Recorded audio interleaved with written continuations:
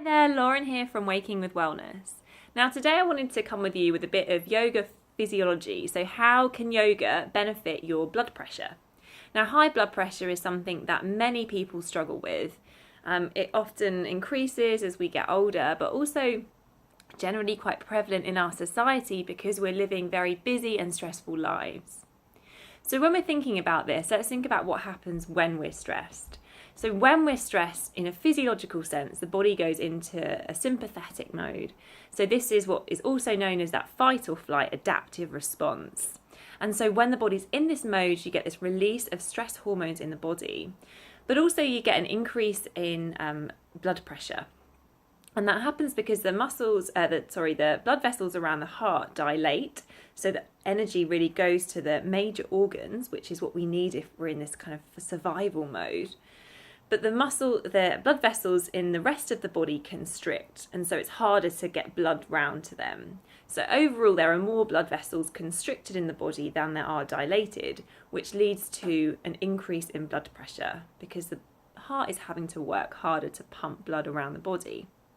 And this generally isn't problematic because normally what would happen is as soon as that stressor goes, our body returns to homeostasis, which is that balanced level by the parasympathetic nervous system, that counter response of rest and digest mode coming in and helping the nervous system to calm back down.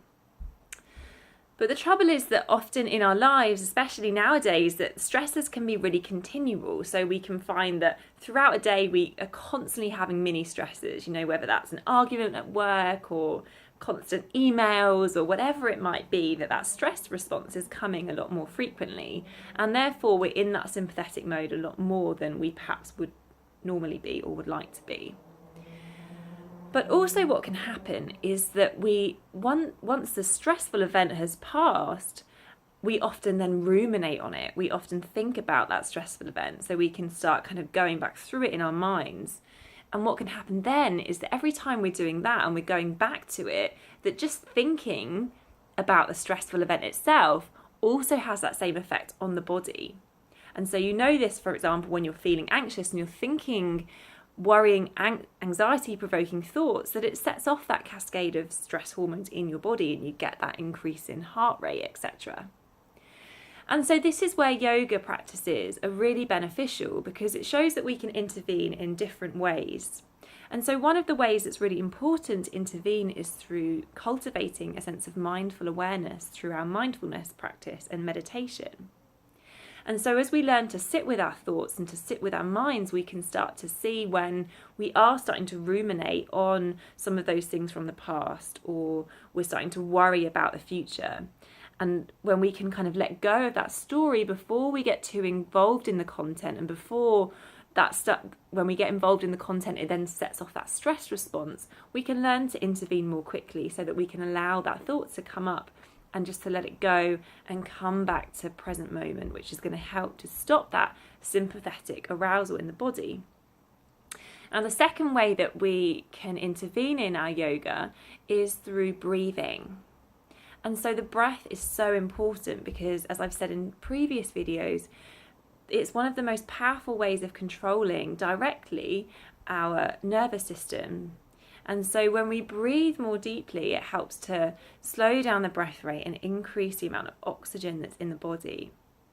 And so another practice we can do is to practice belly breathing. So when you're breathing really deeply and your belly's rising and falling, but also to practice lengthening the exhalation. And so a good place to start would be to practice breathing in for 4 and breathing out for 6. And so we're doing this in and out through the nose because when we're breathing through the nose, it helps to calm the mind, and it also filters the breath more when we breathe through the nose. And so research has shown that, for example, when people are breathing in this way, in this ratio of breathing in for 4, out for 6, if you were to do that for a period of 10 to 15 minutes, 2 to 3 times a week for 8 weeks, then you see a significant decrease in 10 to 15 points of both parts of your blood pressure. And so it has really powerful effects on helping your body to really return to that homeostasis, that balance. And in our yoga practice, that is what we are trying to cultivate. We're cultivating balance through the nervous system, which also balances the energies in the body. So in yoga, we might call this the feminine, the masculine, Ida Pingala, and this directly corresponds to the nervous system, to this sympathetic activating state and the parasympathetic calming cooling state. And so a couple of things just to give you ideas about how you can really bring yoga and mindfulness practices into your life to really create tangible shifts in your nervous system, which are going to really affect how you feel on a daily basis and ultimately improve your health and well-being.